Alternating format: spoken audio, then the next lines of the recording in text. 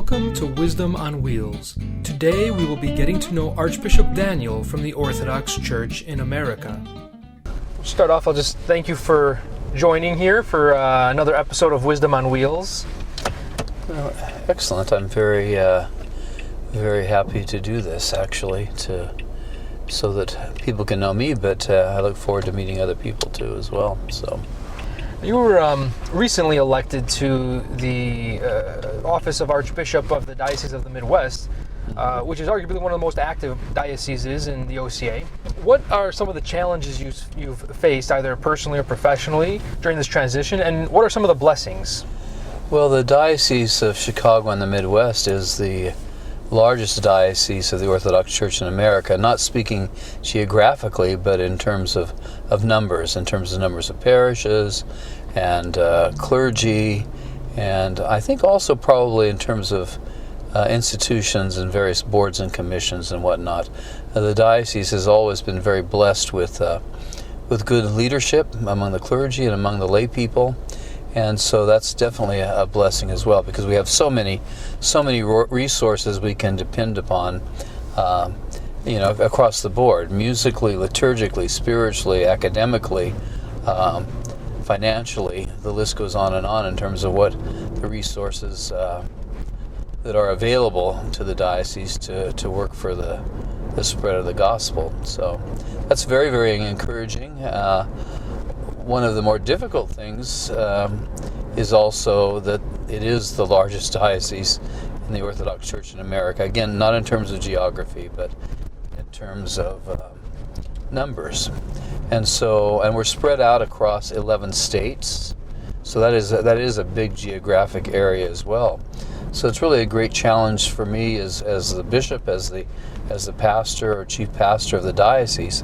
It's a real challenge for me to get to know people and to make visits to parishes. Even if I were to visit one parish a week, it would still take a year and a half if I did it every week, it would take a year and a half to visit all the parishes and communities. And of course that's an impossible thing. So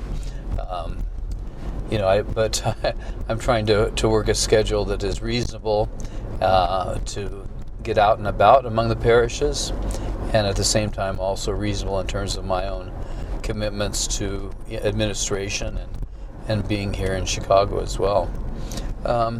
One other thing that I think is very advantageous about Chicago in general is that we have a great representation here of the various churches present in the United States.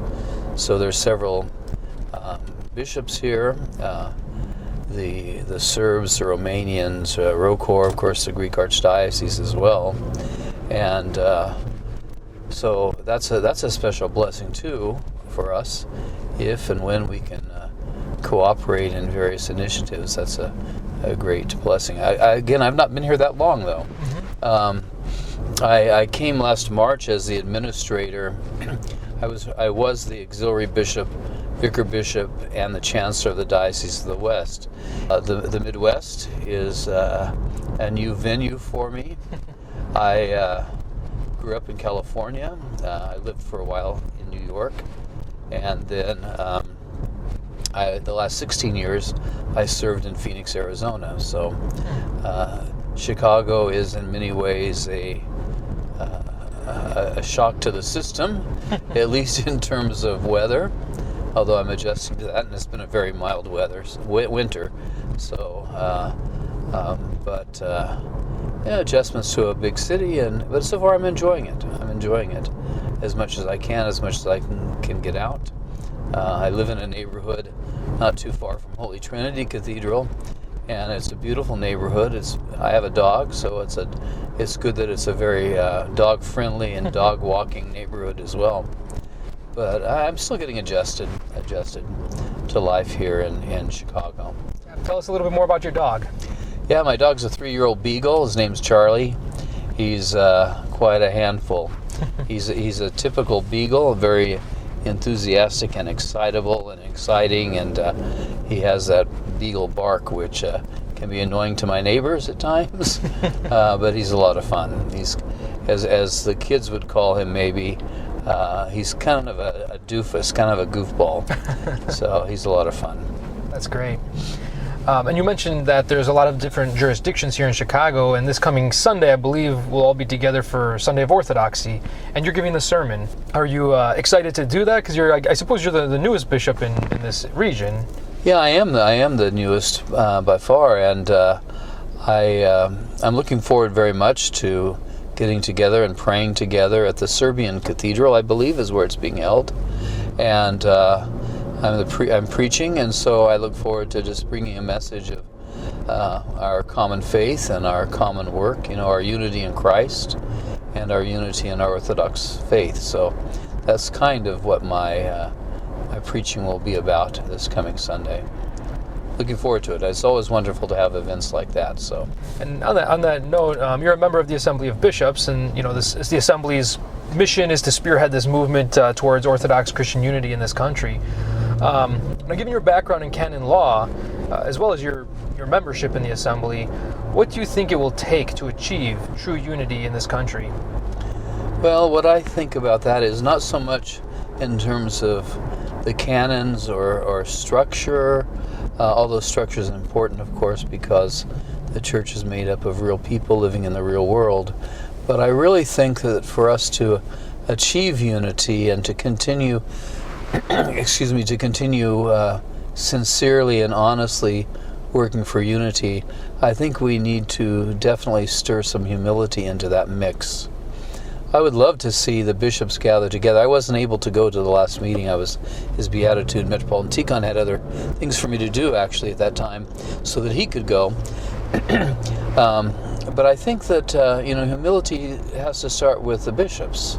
We gather together in groups, and I understand the rules require that. But what I would really love to see is for us to sit down as bishops, regardless of title or rank, and be brothers and talk about the state of the church and where we need to go in the church. Again, without the need for formality. We respect formality, of course, but without the need to place ourselves in positions that can detract from good and honest and helpful, constructive discussion.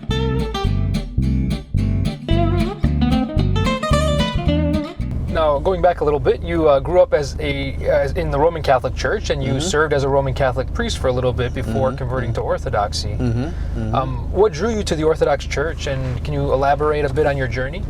Certainly.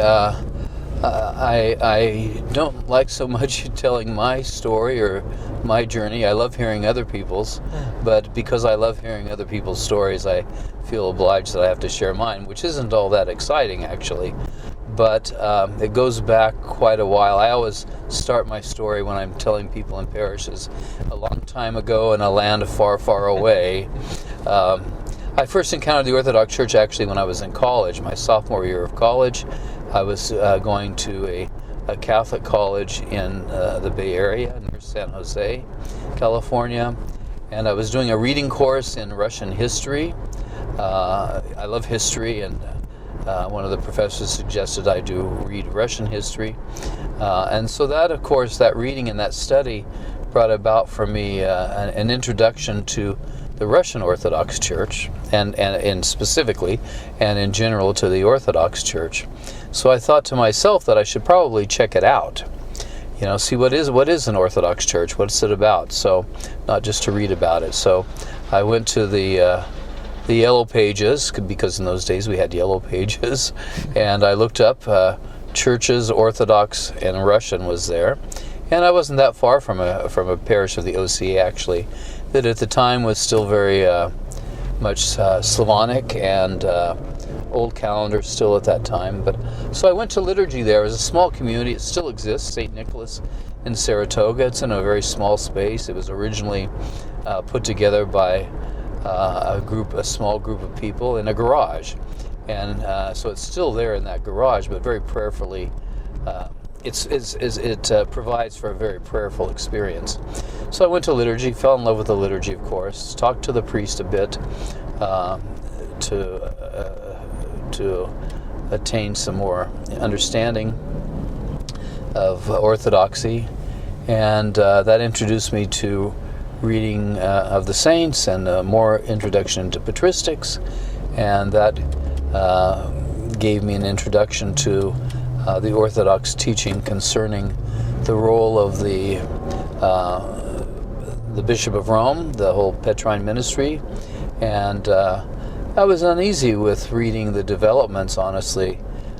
You can clearly see a development in the universal claims by the Pope in history of the Church. So anyway, to make a long story short, though my family background is very ethnically Catholic. I grew up in a Portuguese family, and in my simple mind I thought that well, if you're Western European, French, Italian, Spanish, Portuguese, whatever, then you're meant to be a Western, Roman Catholic, and that if you have a Byzantine Greek or Eastern European background, then it's God's plan for you to be Orthodox. So that was my simple way of kind of bringing that together. But as I went on studying, I was ordained a priest in the Catholic Church and had various assignments. I was sent to get a degree in canon law, and canon law really brought home to me how strong the role of the Pope is understood, how strongly it's understood in the Roman Catholic Church. I mean, canon law is really just ecclesiology put into legal language. So anyway, I obtained the degree in canon law, and during that studies I had focused mostly on the councils, the ecumenical councils actually, and conciliarity and synodality and those kinds of things. So I went back to the diocese I was from in California and spent another 2 years serving as a canonist, and then basically decided I was not getting any younger, and my heart had been in the Orthodox Church for so long that I decided it was time to make that change, and I proceeded to do that. So I was a Catholic priest for 15 years, and I've been in the Orthodox Church now for 27. Wow. And I haven't looked back. I'm very pleased the Lord led me, even though it took many, many years, that the Lord led me to the Orthodox Church. Thank you for sharing. And your early ministry strongly involved the Portuguese American community, and you mentioned that's your background. Can you tell us more about your background in ministries? Well, so in terms of, I can speak to both my experience in the Roman Church and, of course, in the Orthodox Church as well. Again, because I have the language skills that are needed to serve the Portuguese community, I was able to do that in many different ways and in many different settings throughout the state of California, actually. I had great exposure to the Portuguese community throughout the state. But also I was a parish priest and loved that role of pastoral care for people and praying with people and ministering to people in need. That's something, of course, which I carried on to the Orthodox Church, particularly in the role of being a celebrant, standing before the Holy Altar and offering the Divine Liturgy, preaching to the people, and again ministering to people through the Holy Mysteries, especially in their times of need, and also pastoral care in the Orthodox Church. I find it very much more direct and much more personal. I was a pastor, for example, in the Catholic Church of a parish of 3,500 families. Wow. And I always looked at that as kind of trickle-down ministry. I ministered to a few who would then minister to others. Whereas in the Orthodox Church, of course, part of that's a function of numbers too. But in the Orthodox Church, people have, and I think it's a very good thing, have a greater expectation to know their priests and for their priests to know them and to minister them even in daily life, not just at the moments of difficulty or challenge. So I think that's an important difference that I've experienced. I also have been involved in bureaucracy, both in the Diocese of the West, and I served for a while at the OCA National Chancery too, in the role of secretary to Metropolitan Theodosius, Metropolitan Herman, So again, I served in some bureaucracy, but I always felt that bureaucracy, I still do, that bureaucracy in the church, administration in the church, is really at the service of the gospel. Because again, as I said earlier, we're a church of people living in the real world, and so we have to administer ourselves and organize ourselves, and that takes a little bit of bureaucracy. But again, to preach the gospel, we need that bureaucracy on the church level as well. So now that said, after a period of service at the Chancery, then in Syosset, New York, I really wanted to be back in parish ministry, and so the bishop of the Diocese of the West, actually newly reposed Bishop Tikhon, he had told me he'd have a place for me anytime I wanted to come back to the diocese. So I did, and he assigned me to Phoenix. And there in Phoenix, I served as the parish priest for 8 years. I was then consecrated a bishop and remained there at the parish to serve as the rector, the pastor, for another 8 years. Excuse me. And then during that time, I was also the chancellor of the diocese for those last 8 years. So, but really, my heart was in parish life, and it still is in many ways. And as a bishop, I think that's the most important thing, to see oneself as a pastor who's ministering through his priest primarily to the parish communities.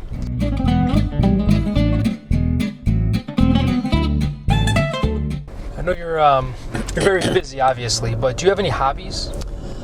Well, I have Charlie. Is very much a hobby. He takes up a lot of my time, actually.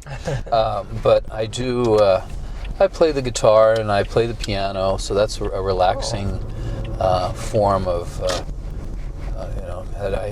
to help me kind of calm down and be relaxed. And I'm an avid history buff, so I really enjoy history, particularly European history. But I'm now just starting to get into a little bit of Civil War history.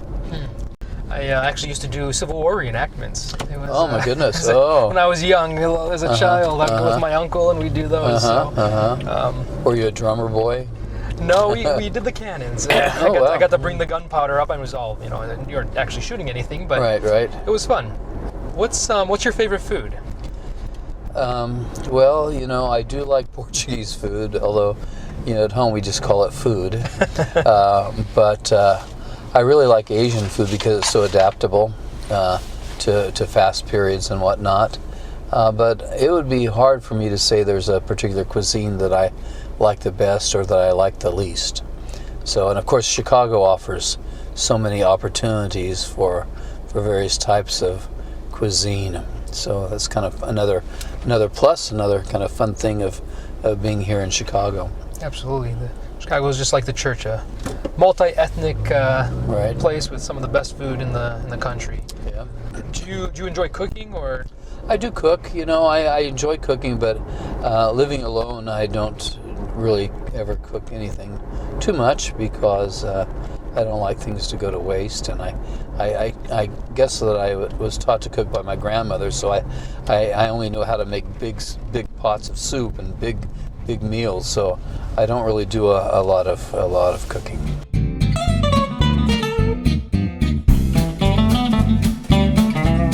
What's your favorite movie? Do you watch movies? Some people don't even like watching movies. Yeah, I do. I don't watch many movies now, actually, but I would say right off the bat, I mean, that's an easy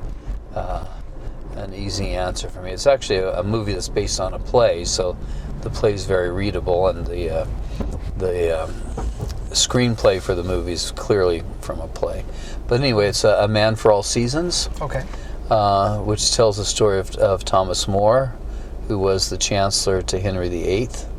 And it's about religious conviction, basically, and about conscience and maintaining one's conscience, even though it's not a popular thing to do, or even a wise thing to do. Because as we know from history, Thomas Cromwell was one of the ones who went under a axeman's axe and was beheaded because of his religious convictions concerning basically the remarriage of Henry VIII. So, and since he was high profile and a very good friend of Henry VIII, the way to deal with him was simply to be rid of him.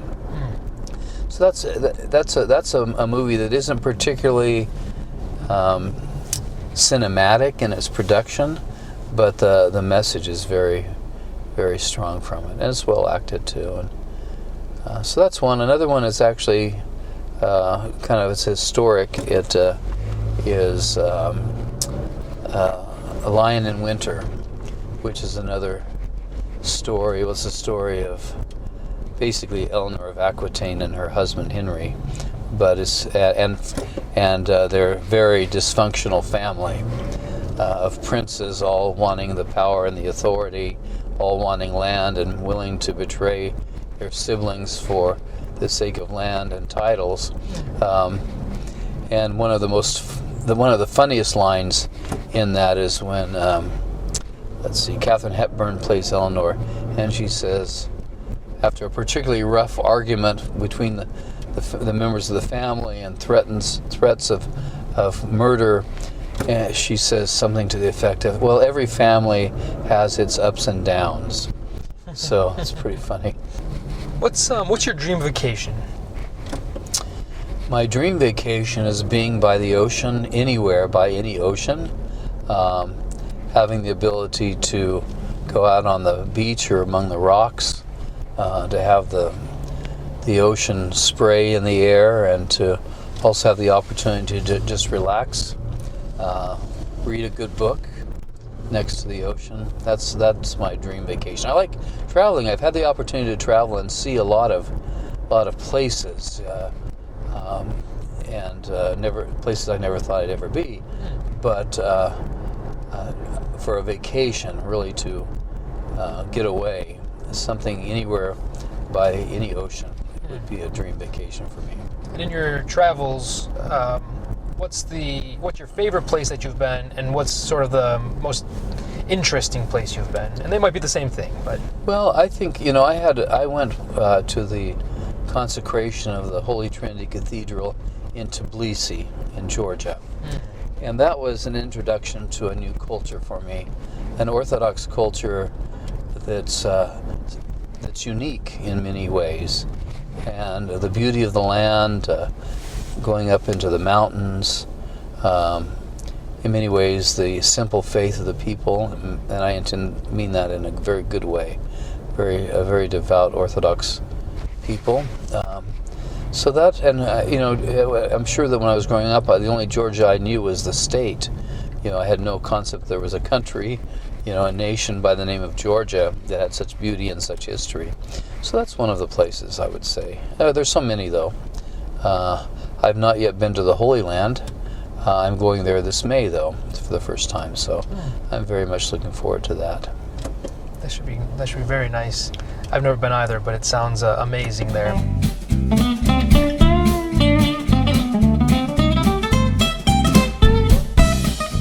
What's your greatest fear? My greatest fear, I think this is something that we all deal with in one way or another, is not being ready when the Lord calls. I have fear of heights. Sure. Those kinds of things. But really my honest fear is not being ready when the Lord calls. Of course, now that it's Lent, we're filming this during Lent, this is a great opportunity, a great rebooting of our consciousness, of my consciousness, for the need to be ready. So. What sort of the opposite of that? What's the happiest moment of your life, if you can pinpoint one? Oh, that'd be really hard. I'd be really hard pressed to pinpoint. There's so many things just in terms of personally and with family and with church and not to sound overly pious, but I really love celebrating the liturgy. I know that every priest should say that, every bishop should say that, and we do. There's nothing like it. There's just And in doing that, I recognize definitely my own unworthiness and sinfulness and inability, but what a blessing. I can be in the worst of moods on a Sunday morning, or really tired on a Sunday morning, but once I'm in front of the altar, life changes. It really is a transforming moment for me and for all of us. It should be for all of us.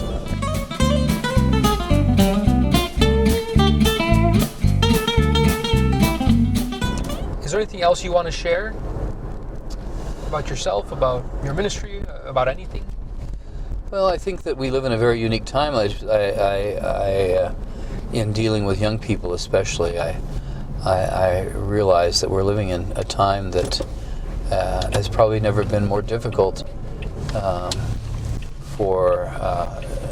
I was going to say never more difficult to be a Christian, but it's from the beginning of the church.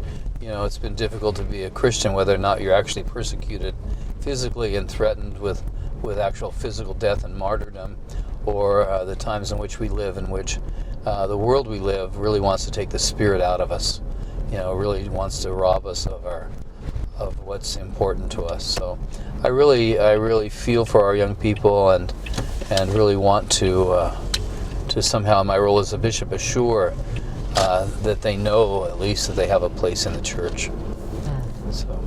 Well, thank you for taking the time, and I know, again, you have a very busy schedule, so I appreciate everything, and I look forward to continuing to serve the hierarchs towards unity in this country. Well, thank you. Appreciate what you do, and I know that all the bishops appreciate what you do for the work of the assembly. So thank you, and thank you for this interview. All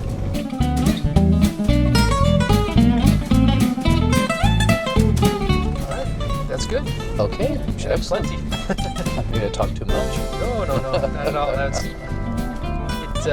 It seems like that probably when you're doing it from your side, but from the other side, it's you gotta get 15, 20 good minutes of content. So Good. it's always good. The more talking, the better. Sure. Yeah.